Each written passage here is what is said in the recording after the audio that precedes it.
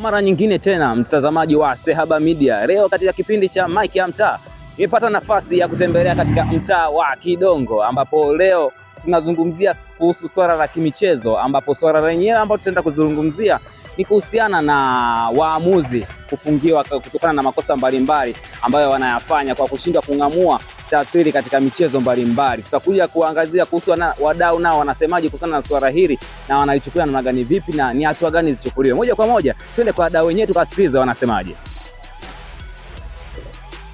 Bwana, mambo vipi? Uko poa? Niko poa mwanangu. Naona umevalia ule jezi ya Simba Sports Club.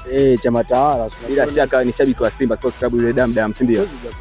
Sasa kutokana na hili swala ambalo nitakuja kukuuliza ni kuhusiana na swala la waamuzi kufungiwa.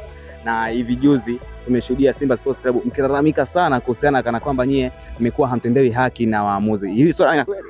Unajua siku zote kwanza na wai blaza, lakini ngoja nikujibu tu chap. Unajua siku zote timu yenye mafanikio lazima ikutane na vikwazo mbalimbali. Kwa hiyo pamoja na vikwazo vimepatikana hapo wala waamuzi, lakini sababu tunakuja mwingi tu. Unajua tukati chama lakini tunapiga mwingi kwa sababu ndio chama tawala. Siku zote daily ni Simba. Fresh wewe. Uko poa? Safi kabisa. Majina? Harimu Hamisi. Bwana uko poa? Kama kawaida tu. Fresh. Sasa ngoja nikae kwanza alafu tuweze kuongea kimichezo zaidi. Bwana, bila shaka uoga mnatazama ligi kuu, mwenendo wa ligi kuu soka Tanzania. Yeah. Sasa tumeshuhudia baadhi ya waamuzi wetu wakiwa wanashindwa kung'amua matukio ya kimichezo mbalimbali, ambapo hali inayosababisha kufungiwa. Kwa kweli unalionaje?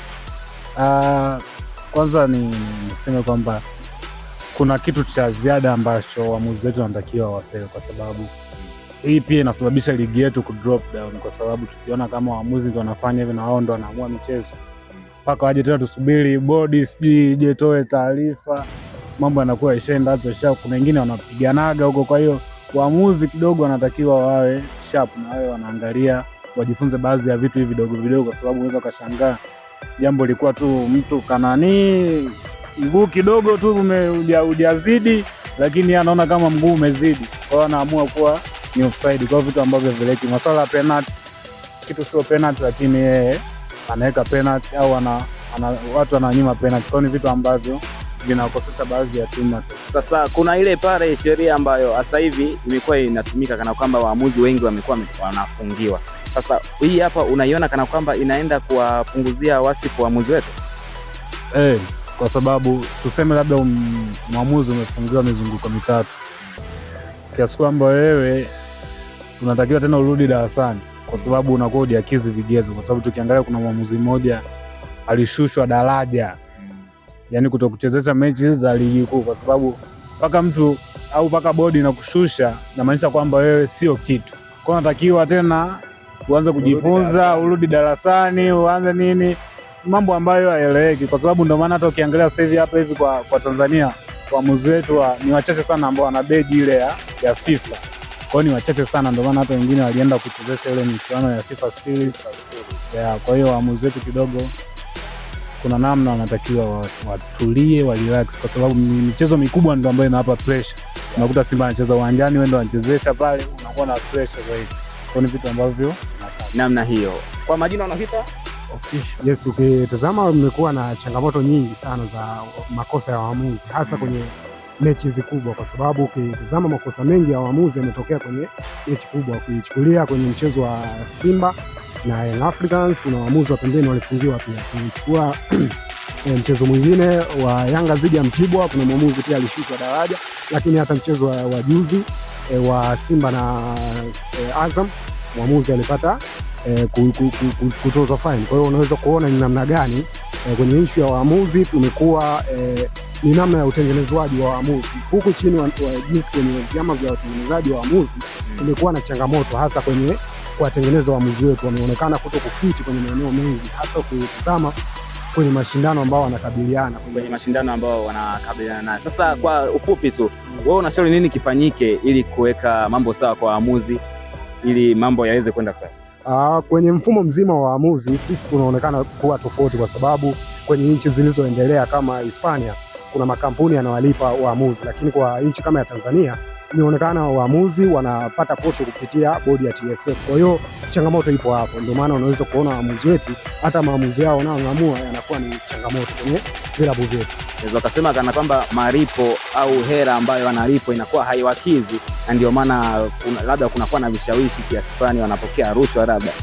Unaweza ukasema kwenye vishawishi vipo hasa kwenye mechi kubwa, lakini ni namna gani watajikontrol wenyewe. Kwa hiyo ni jinsi ya kujikontrol wenyewe ili waepukane na hayo matatizo. Kwa hiyo wakijikontrol wenyewe na wakiendana na mfumo mzima wa ligi kuu watakuwa bora kwenye maamuzi yao. Huyo ni Halimu Hamisi, namna hiyo anahitimisha yeye akisema kana kwamba namna waamuzi wenyewe atakavyojikontrol watarudi kwenye game. Sasa tupate nafasi ya kwenda kuungana na mdau mwingine. Kwanza kabla ya hapo tupate moja kwa moja kwenye swala la waamuzi. Tukiangalia kuna baadhi ya vitu vinaweza vikawa vinahusianisha hapa kwenye aspect mbili.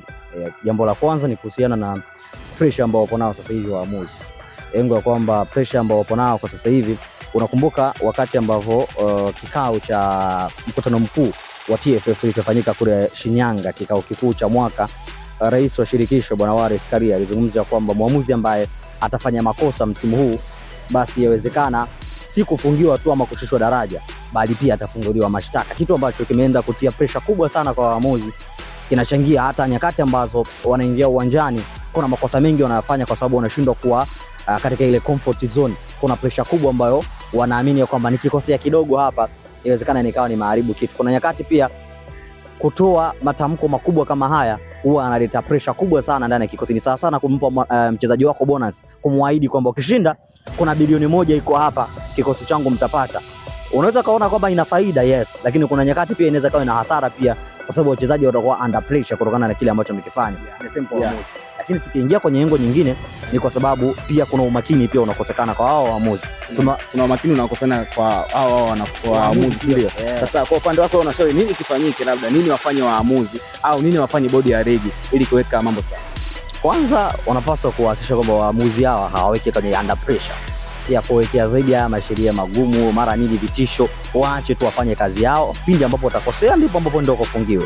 Lakini pia kitu kingine, waamuzi wanapaswa kuongeza umakini mkubwa sana kwenye uchezeshaji wao wa baadhi ya mechi ambazo wanazifanya. Kwa mfano mzuri unaangalia game ya Simba dhidi ya Azam FC, mechi ambayo kuna makosa mengi sana ya waamuzi wao wenyewe ambayo walikuwa wanakosa tu umakini. Angalia zile offside ambazo Edinado ambazo alikuwa anakamata nazo na yule muamuzi namba 2, lakini pia ukiangalia nenda kaangalie ile tukio la penalty ambayo anafanywa Mazambi Nyota Libase Ge ndani ya box ya 18 na Jason Fentes David Mendoza. Ukiangalia kwa haraka huwezi kujua, lakini muamuzi wa pembeni alikuwa na uwezo mkubwa zaidi wa kumsaidia muamuzi wa katikati, lakini pia alikuwa na engo nzuri ya kumuonesha pia muamuzi Ahmed Arajiga kwamba hapa kuna tatizo.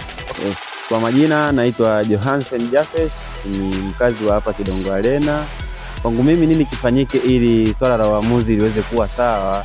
Cha kwanza ni kuletewa labda teknolojia inaweza kuwasaidia, kwa sababu miongoni mwa watu wanafuatilia mechi kubwa zinazotokea. Mfano labda Simba anacheza na Singida, lakini hawafuatilii mechi ndogo, na mechi ndogo ndo kuna makosa mengi kuliko mechi kubwa wanazofuatilia. Mfano kuna mechi ya Singida Black Stars na Simba ambapo muamuzi nimemsahau jina huyo muamuzi, lakini alishinda kung'amua tukio la penalty ambalo alifanya Kasali ambaye ni golikipa wa Simba, na kwa wakati anapewa adhabu yeye alifanya nini?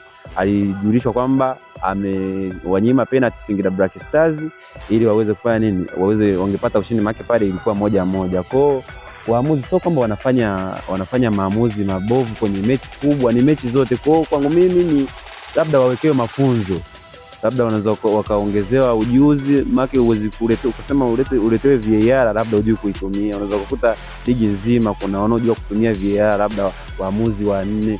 Kwa kila waamuzi 4 hao sio kwamba watachezesha kila mechi. Kwa elimu bado inahitajika ili waamuzi wetu waweze kuwa bora, lakini waondolewe na ile hali ya pressure kusema mara sijui unaweza ukachukuliwa hatua za kisheria ambazo zinaweza kuweka hatarini. Mtu akisikia hivyo na amepangwa katika mechi kubwa kama ya Kariakoo Derby, anaweza kuchukua pressure, yani pressure inachukua nafasi kuliko kitu anachoenda kukitenda uwanjani. Bwana, namna hiyo Mike ya Mtaa tunafika tamati, ambapo siku ya leo tulikuwa tunazungumzia kuhusiana na swala la waamuzi kushindwa kung'amua matukio ya kimichezo mbalimbali na kusababisha kufungiwa, ambapo baadhi ya wadau wa mtaa wa Kidongo wameongelea kuhusiana na swala hili. Tutane mpaka wakati mwingine. katika kipindi hiki cha Mike ya Mtaa, ambapo tunawapa nafasi wanamtaa wazungumze ili mamlaka husika waweze kusikia. Mimi ni Patrick Kisaya ndiye ambaye nilikuwa nikikuongozea hili jahazi.